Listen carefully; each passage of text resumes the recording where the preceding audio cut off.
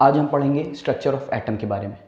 Atom क्या होता है? Smallest unit of matter is called atom. Matter की जो सबसे छोटी यूनिट होती है उसे हम कहते हैं एटम।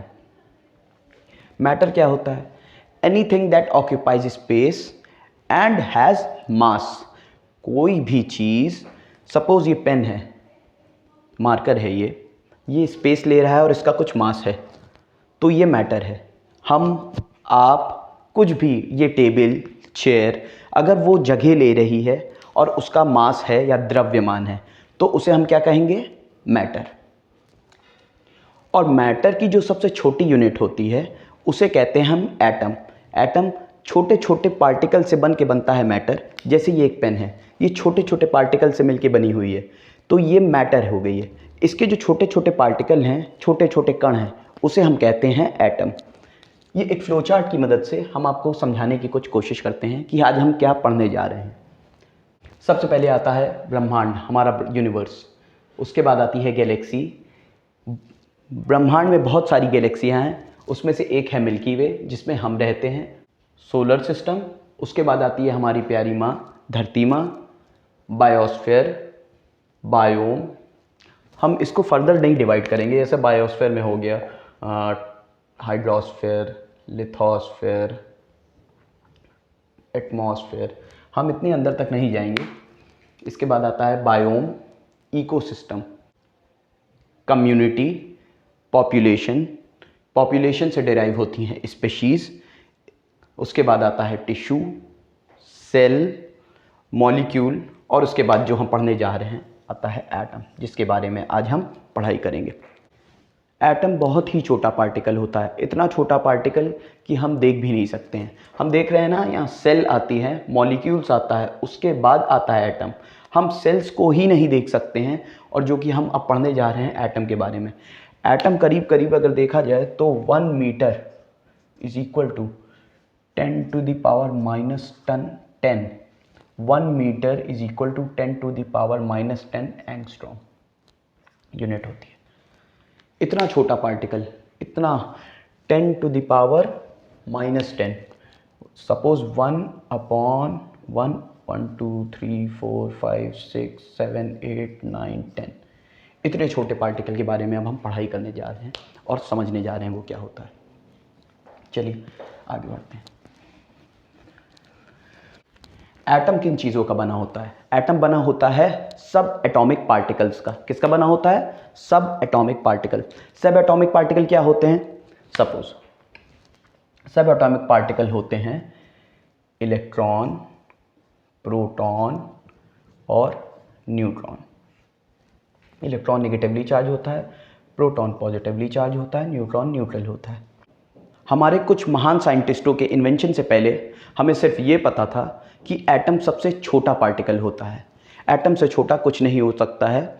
और ग्रीक में, ग्रीक वर्ड एक यूनानी शब्द में अगर उसे कहा जाए तो इसका एटम का मतलब होता है जिसे और नहीं स्प्लिट किया जा सकता, which can not be split, जिसे और नहीं तोड़ा जा सकता। हम एक डायग्राम बना के उसकी मदद से कुछ समझने की कोशिश करते हैं। सपोज ये हो गया हमारा न्यूक्लियस।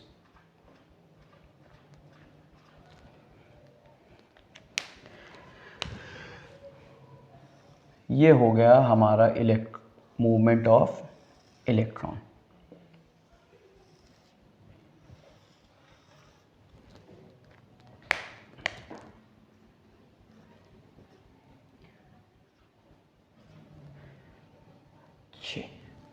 देखिए मूवमेंट ऑफ इलेक्ट्रॉन, देखिए ये हो गया हमारा proton plus neutron.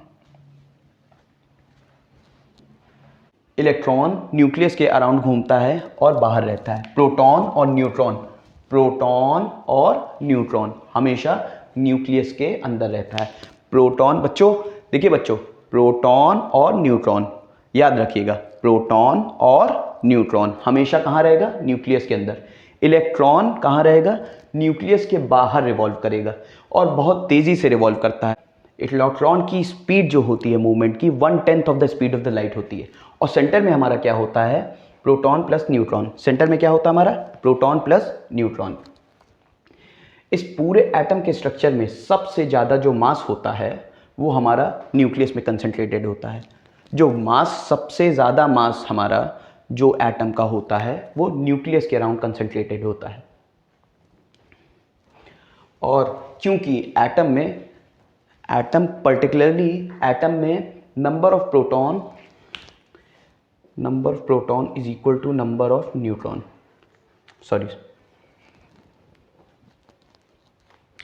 Number of proton is equal to number of electron. इसी वजह से जो हमारा एटम का स्ट्रक्चर होता है वो इलेक्ट्रिकली न्यूट्रल होता है।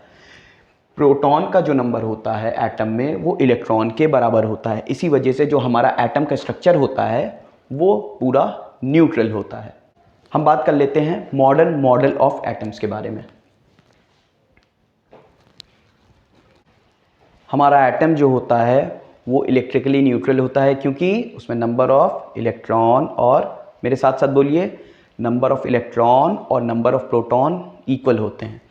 न्यूक्लियस हमेशा हमारा पॉजिटिवली चार्ज होता है। ये हमारा सपोज हो गया न्यूक्लियस। यहाँ पे कौन कौन से चार्ज है बच्चों, मेरे साथ साथ बोलिए, प्रोटॉन प्लस न्यूट्रॉन। क्या है? Proton and neutron. प्रोटॉन तो पॉजिटिव चार्ज है, न्यूट्रॉन कोई चार्ज नहीं है, न्यूट्रॉन का कोई चार्ज नहीं है। इस वजह से न्यूक्लियस हमेशा हमारा पॉजिटिव चार्ज होता है। मॉडर्न मॉडल ऑफ एटम्स कहता है electron, proton, neutron. Electron negatively charge होता है, प्रोटॉन पॉजिटिव, न्यूट्रॉन न्यूट्रल होता है। सेंटर ऑफ द न्यूक्लियस हमेशा पॉजिटिवली चार्ज होता है। क्यों? सेंटर ऑफ द न्यूक्लियस में क्या होता है? सिर्फ प्रोटॉन होता है या तो न्यूट्रॉन होता है। न्यूट्रॉन का कोई अपना चार्ज नहीं होता है, प्रोटॉन पॉजिटिवली चार्ज होता है, इसलिए न्यूक्लियस हमारा हमेशा पॉजिटिवली चार्ज होता है। इलेक्ट्रॉन जो है वो सर्कुलर पाथ में रिवॉल्व करता है, जिसे हम एनर्जी लेवल या शेल्स कहते हैं। हर एक एनर्जी लेवल या शेल्स की अपनी एक फिक्स इलेक्ट्रॉन होल्डिंग कैपेसिटी होती है। क्या होता है? हर एक शेल, एक सिंगल शेल की number of electron holding fix capacity होती है। सपोज एक एग्जांपल की हेल्प से हम इसे जानने की कोशिश करेंगे। सपोज ये 2n², ये एक फॉर्मूला है 2n², where n is equal to number of the shell और एनर्जी लेवल है 2n², 2 1 का स्क्वायर 2, सेकेंड शेल जैसे आएगी 2 2 square 8,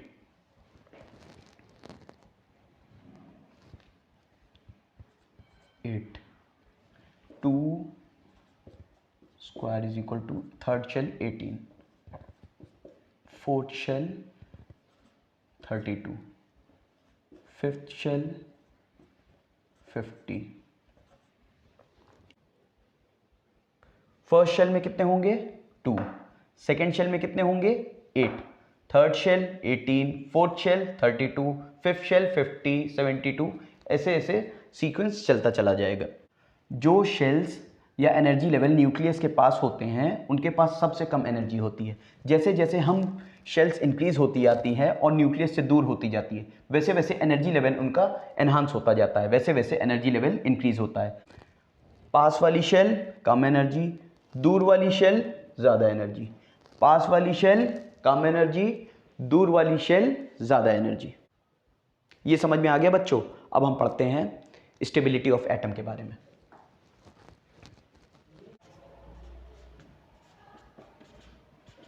structural stability of atom.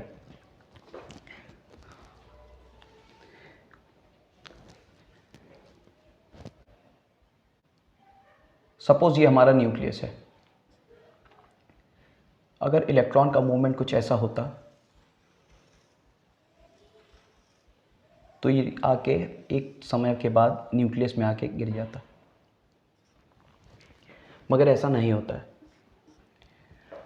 Nucleus जो है हमारा वो इनवर्ट फोर्स लगाता है। कैसी फोर्स लगाता है? इनवर्ट फोर्स लगाता है। और उसी फोर्स को न्यूक्लियस जो है हमारा इनवर्ट फोर्स लगाता है और उस फोर्स को काउंटर बैलेंस कर देती है हमारी इलेक्ट्रॉन्स की मूवमेंट। जो इनवर्ट फोर्स न्यूक्लियस जनरेट करता है उसको हमारा इलेक्ट्रॉन का मूवमेंट जो होता है अपनी फिक्स शेल्स में उसे काउंटर बैलेंस कर देता है। इसके वजह से जो हमारा एटम का स्ट्रक्चर होता है वो हमेशा स्टेबल होता है। अब हम पढ़ लेते हैं एटॉमिक नंबर, मास नंबर और रिलेटिव एटॉमिक मास के बारे में। सपोज ये हमारा न्यूक्लियस हो गया, इसके अंदर क्या है, proton plus neutron. Atomic number, mass number जब पढ़ेंगे हम लोग तो सिर्फ दो चीज़ों को ध्यान देंगे, एक प्रोटॉन एंड न्यूट्रॉन। इलेक्ट्रॉन के बारे में अभी कुछ देर बात नहीं करेंगे, तो उससे आपको चीज़ें बहुत अच्छे से याद रहेगी और हमेशा के लिए याद हो जाएगी। Atomic number denoted by Z, mass number denoted by A। जब एटॉमिक नंबर और मास नंबर पढ़ेंगे तो हम सिर्फ प्रोटॉन और न्यूट्रॉन के बारे में बात करेंगे। इससे आपको चीज़ें आसानी से याद रहेगी और हमेशा याद रहेगी। ये न्यूक्लियस में जो नंबर ऑफ प्रोटॉन होते हैं उन्हें कहते हैं एटॉमिक नंबर। मास नंबर क्या होता है, number of proton plus number of neutron is equals to mass number. Mass number को ही न्यूक्लियॉन्स बोलते हैं। कैसे, nucleons means nucleus related to nucleus. तो न्यूक्लियॉन्स में क्या हो गया, प्रोटॉन प्लस न्यूट्रॉन। क्या हो गया न्यूक्लियॉन्स में, प्रोटॉन प्लस न्यूट्रॉन। और यही हमारा मास नंबर है, यही हमारा न्यूक्लियॉन्स है। Relative atomic mass, mass of an atom, mass of an atom is called relative atomic mass. Mass of an atom is called relative atomic mass. Atom का जो हम मास कैलकुलेट करते हैं उसे हम कहते हैं रिलेटिव एटॉमिक मास। इन्हें हम ग्राम्स में कैलकुलेट नहीं कर सकते हैं। मैं इन्हें एक एग्जाम्पल की मदद से आपको बताने की कोशिश करता हूँ। सपोज हम नॉर्मली डिस्टेंस जो कैलकुलेट करते हैं वो किलोमीटर या मीटर्स में कैलकुलेट करते हैं। अगर हमें सेलेस्टियल बॉडीज़ का डिस्टेंस कैलकुलेट करना हो तो हम उसे लाइट ईयर में कैलकुलेट करते हैं, उसे हम किलोमीटर या मीटर में कैलकुलेट नहीं करते हैं। उसी तरह एटॉमिक मास जो होता है, जो एटम का मास होता है बहुत ही हल्का होता है, बहुत ही कम होता है, तो उन्हें हम ग्राम में कैलकुलेट नहीं कर सकते हैं। इसलिए उसे हम उसी तरह की हल्की चीज़ों के हिसाब से कैलकुलेट करते हैं, जिसे हम कहते हैं रिलेटिव एटॉमिक मास। जनरली हम हाइड्रोजन का यूज़ करते हैं, या तो 1/12 कार्बन का यूज़ करते हैं, या 1/16 of the oxygen. Generally, carbon atom is the most suitable and most accepted standard unit for the calculation of atomic mass. RAM is equal to mass of one atom of element upon 1/12 of mass of carbon C12/6। बच्चों, मैं कोशिश करता हूँ कि आपको आसान, सटीक और सही तरीके से सारी चीज़ों को बताऊँ, कम से कम टाइम लेके। नेक्स्ट वीडियो में हम isotopes, valency, octet rule, electrovalent bond, covalent bond, इन सब के बारे में पढ़ेंगे। Thank you.